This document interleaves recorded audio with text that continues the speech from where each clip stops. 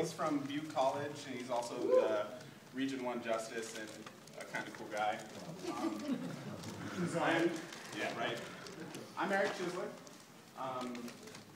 I was not prepared to give a story of self, so I'm not really going to talk about myself much, but I'm going to go straight into the material.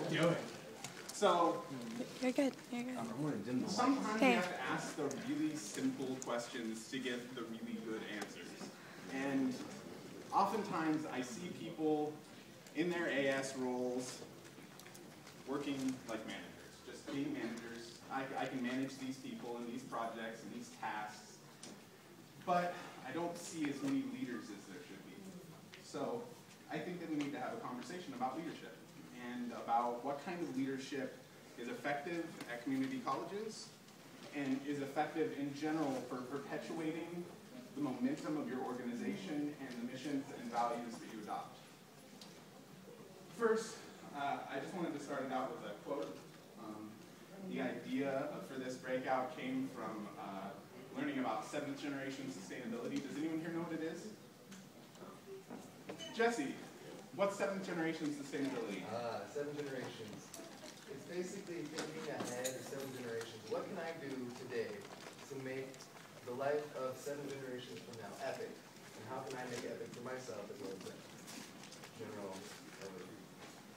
So I came up with this thought, the 7th board. I mean, when you're sitting in your roles, you're looking at the end of the year. That's the end of my time. But is it really the end of the organization? Are you really doing the organization a favor by thinking that way? So this is a quote from the Iroquois Great Law of Peace.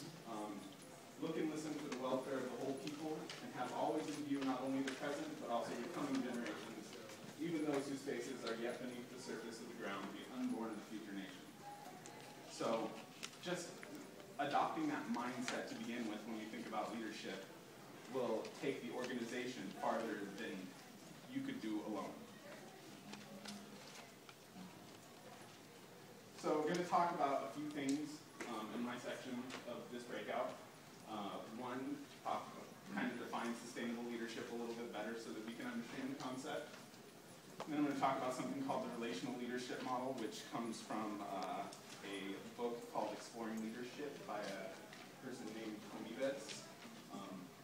And then the organic model for social change, which is something that we've been working on at Butte College and is a major brainchild of Mr. Tony Gamboa over here. And then 7th generation planning, thinking about planning from the perspective of future generations and how you can bring about empowerment for them and not just the people that you currently serve. And then sustaining people in positions, just talking about the idea that people are not just a peg that you put in a spot on your board that you delegate tasks to. They're people that need to grow and develop in their position, and through that, grow and develop the position itself.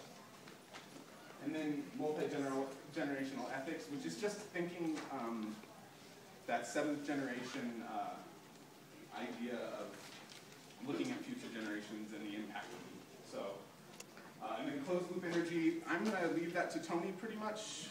As you can tell, he has a lot of energy, so I won't even try on the subject. Sorry, I didn't step my I talked to you about it. Okay, so let's work with some definitions first. These are the definitions I chose to use, and I want to ask kind of open forum because this is a process that we're going through, learning how to do this and trying to build a new style of leadership for community college leaders. So I want your involvement in this process. Does anyone have any problem with these definitions? Or any comments, something that they've never seen used to define something before?